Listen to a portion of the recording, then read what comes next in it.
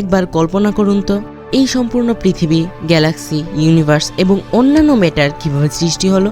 এর আগের একটা ভিডিওতে আমি বলেছিলাম যে সম্পূর্ণ মহাবিশ্ব 100টি উপাদান থেকে তৈরি হয়েছে। আপনি যদি ভিডিওটা না দেখে থাকেন তাহলে চ্যানেলে গিয়ে দেখুন বা ডেসক্রিপশনে চেক করুন। এই সম্পূর্ণ মহাবিশ্ব 100টি উপাদান থেকে তৈরি।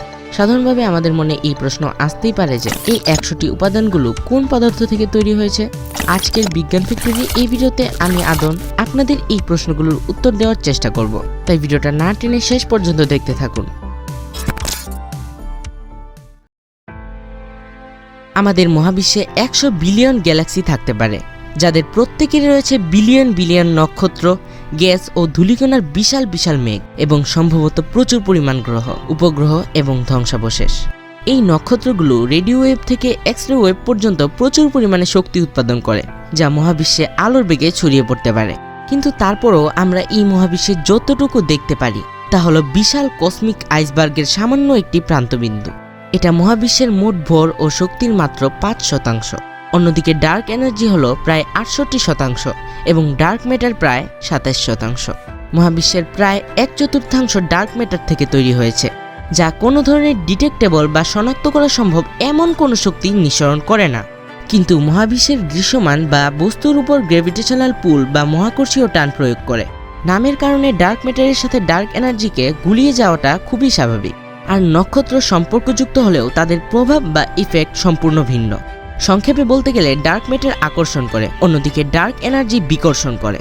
যেখানে ডার্ক ম্যাটার পদার্থগুলোকে ভেতরের দিকে টানে, সেখানে ডার্ক এনার্জি পদার্থগুলোকে বাইরের দিকে ঠেলে দেয়। আবার যেখানে ডার্ক এনার্জি নিজেকে বৃহৎ মহাবিশ্বের পরিসরে নিজের প্রভাব প্রকাশ করে থাকে, সেখানে ডার্ক ম্যাটারের প্রভাব থাকে আলাদা আলাদা গ্যালাক্সিতে। তাহলে এবার ডার্ক ম্যাটার ও ডার্ক এনার্জি নিয়ে কিছু আলোচনা করা যাক।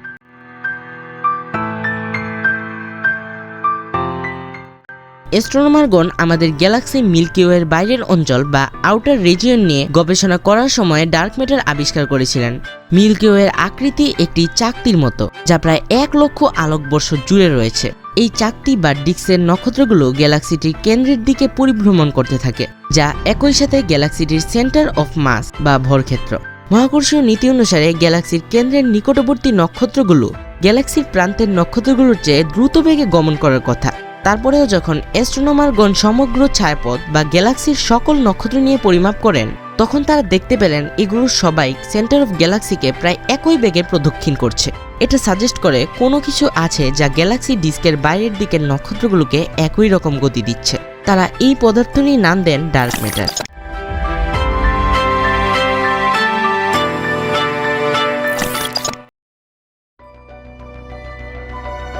হিসাব থেকে জানা যায় মিল্কি ওয়ে জুড়ে ডার্ক ম্যাটারের একটি বিশাল চক্র অবস্থান করছে। এই চক্রটি গ্যালাক্সির উজ্জ্বল চাকতিটির থেকেও 10 গুণ ভারী হতে পারে, যে কারণে এটি একটি শক্তিশালী গ্র্যাভিটেশনাল পুল বা মহাকর্ষীয় টান প্রয়োগ করতে পারে। একই ইফেক্ট দেখা যায় আরও অনেক গ্যালাক্সির ক্ষেত্রেও। আর গ্যালাক্সির ক্লাস্টার বা ছায়াপথগুচ্ছের বেলাতেও একই ঘটনা দেখা যায়। তাদের গ্র্যাভিটি সেখানকার সকল দৃশ্যমান নক্ষত্র এবং গ্যাস ক্লাউডের সম্মিলিত টানের চেয়েও অনেক বেশি শক্তিশালী। ডার্ক ম্যাটার সম্পর্কে আমরা যা জানতে পেরেছি সেগুলো একত্র করলে বলা যায়, প্রথমত এটা ডার্ক। এর অর্থ হলো আমাদের দৃশ্যমান নক্ষত্র, গ্রহ ইত্যাদির আকারে একে দেখা যায় না। অবজারভেশনের ফলে দেখা যায় যে এই অদৃশ্য বস্তুটি মহাবিশ্বের 27%। দ্বিতীয়ত, এটা নর্মাল ম্যাটার বা সাধারণ পদার্থের ডার্ক ক্লাউড ফর্মে থাকে না। নর্মাল ম্যাটার যে পদার্থ দিয়ে তৈরি তাকে বেরিয়ন বলা হয়। আমরা এটা জানি কারণ বিজ্ঞানীরা বেরিয়ন ক্লাউডকে শনাক্ত করতে পারেন। এটা করা হয় বেরিয়নিক ক্লাউডের মধ্য দিয়ে পাস করা রেডিয়েশনকে তাদের দ্বারা অ্যাবজর্ব করার মাধ্যমে। তৃতীয়ত, ডার্ক ম্যাটার অ্যান্টিম্যাটার নয়, কারণ এক্ষেত্রে কোনো রকম বিশেষ গামা রে দেখা যায় না, যা কিনা ম্যাটার অ্যান্টিম্যাটার পরস্পরের সাথে মিলিত হয়ে নির্মূল হয়ে গেলে দেখা যায়। আর সর্বশেষ উপায়টি হচ্ছে আমরা কতগুলো গ্র্যাভিটেশনাল লেন্স দেখতে পারি, তার উপর ভিত্তি করে আমরা বড় বড় গ্যালাক্সি সাইজের ব্ল্যাক হোলকেও বাতিল করে দিতে পারি। কোনো উচ্চ ঘনত্বের বস্তু তাদের কাছে আসা আলোকে বাঁকিয়ে দিতে পারে, কিন্তু 25% ডার্ক ম্যাটার কন্ট্রিবিউশন দ্বারা হতে পারে এরকম লেন্সিং ইনভেন্ট করা আমাদের যথেষ্ট পরিমাণে দেখি না। এক্ষেত্রে তবুও কিছু সম্ভাব্য ডার্ক ম্যাটার পসিবিলিটি রয়েছে। বেরিয়নিক ম্যাটার দ্বারা ডার্ক ম্যাটার তৈরি হতে পারে যদি এটা কোনো বাদামি ডোয়ার্ফে বা কোনো ছোট ঘন ও ভারী পদার্থে আবদ্ধ থাকে।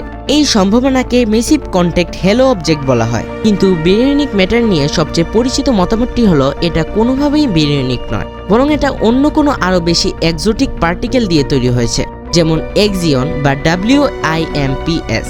মানে হচ্ছে উইকলি ইন্টারেক্টিং মেসিভ পার্টিকেলস। এবারে আসি ডার্ক এনার্জি প্রসঙ্গে। এই ব্যাপারে আমাদের জানার চেয়ে অজানার পরিমাণটাই বেশি। আমরা জানি মহাবিশ্বে কি পরিমাণ ডার্ক এনার্জি আছে, কারণ আমরা জানি এটা কিভাবে আমাদের মহাবিশ্বের প্রসারণে প্রভাবিত করছে। এটা ছাড়া এর সম্পর্কে সবই রহস্যের চাদরে ঢাকা, কিন্তু এটা খুবই গুরুত্বপূর্ণ একটি রহস্য। দেখা যায় মহাবিশ্বের প্রায় 68% হচ্ছে ডার্ক এনার্জি। ডার্ক ম্যাটার হলো 27%, আর বাদবাকি 5% হলো মহাবিশ্বের বাকি অংশ, যাকে আমরা দেখতে পাই। ডার্ক এনার্জির একটি বৈশিষ্ট্য হলো এটা স্পেস বা স্থানের একটি বৈশিষ্ট্য। আলবার্ট আইনস্টাইনই ছিলেন প্রথম যিনি বুঝতে পেরেছিলেন যে ফাঁকা স্থান নাথিং নয়, স্থানের একটি অসাধারণ বৈশিষ্ট্য রয়েছে, যেগুলোর অনেকগুলোই আমরা সম্প্রতি বুঝতে শুরু করেছি। স্থানের প্রথম যে বৈশিষ্ট্যকে আইনস্টাইন আবিষ্কার করেছিলেন তা হলো অনেকগুলো স্থানের অস্তিত্ব সম্ভব। এরপর আইনস্টাইনের গ্র্যাভিটেশনাল থিওরির একটি ভার্সন, যেই ভার্সনে কসমোলজিক্যাল কনস্ট্যান্টের ব্যাপারটি ছিল, সেটি দ্বিতীয় ভবিষ্যৎবাণীটি প্রদান করে। এটা বলে এমটি স্পেস বা ফাঁকা স্থানের একটি নিজস্ব শক্তি রয়েছে। যেহেতু এটা স্পেসের নিজেরই একটি বৈশিষ্ট্য, তাই সেই স্পেস বা স্থানের সম্প্রসারণের ফলে এই শক্তি কমবে না। যত বেশি স্পেস বা স্থানের অস্তিত্ব তৈরি হবে, তত বেশি স্পেস বা স্থানের এনার্জি দৃষ্টিগোচর হবে। এর ফলে শক্তির এই বিশেষ রূপ মহাবিশ্বের দ্রুত থেকে দ্রুততর প্রসারণ ঘটবে। দুর্ভাগ্যবশত কেউই বুঝতে পারেনি যে কেন তারপরও সেখানে কসমোলজিক্যাল কনস্ট্যান্ট থাকবে। স্পেস বা স্থান কিভাবে এনার্জি লাভ করে, এই বিষয়ে আরেকটি ব্যাখ্যা আছে, যা আসে কোয়ান্টাম থিওরি অফ ম্যাটার থেকে। এই থিওরি অনুযায়ী ফাঁকা স্থান আসলে অস্থায়ী পার্টিকেলে পূর্ণ থাকে, যা অনবরত তৈরি হয় এবং অদৃশ্য হয়। কিন্তু যখন পদার্থবিজ্ঞানীগণ নির্ণয় করার চেষ্টা করেন যে ফাঁকা স্থানে কি পরিমাণ শক্তি থাকে, তখন একটি ভুল উত্তর আসে। ভুল উত্তর মানে বিশাল ভুল। যে উত্তরটা আসলো তা ছিল 10⁻120 গুণ বেশি, অর্থাৎ একের পর 120টা শূন্য যোগ করলে যে সংখ্যাটি পাওয়া যায়, ভুলটি ছিল আসল মানের তত গুণ বেশি। এত বড় ভুল করাটা অনেক কষ্টের, সুতরাং রহস্যটি রহস্যই রয়ে গেল।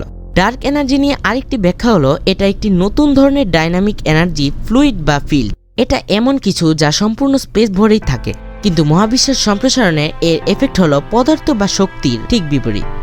কোনো তাত্ত্বিক এর নাম দিয়েছেন কুইন্টেসেন্স, গ্রিক দার্শনিকদের পঞ্চম এলিমেন্টের নাম অনুসারে। কিন্তু কুইন্টেসেন্সই যদি উত্তর হয়, তাহলে আমরা জানি না যে এটা কিসের মতো, এটা কার সাথে ইন্টারেক্ট করে এবং কেনই বা এর অস্তিত্ব রয়েছে। সুতরাং রহস্যটি থাকছেই।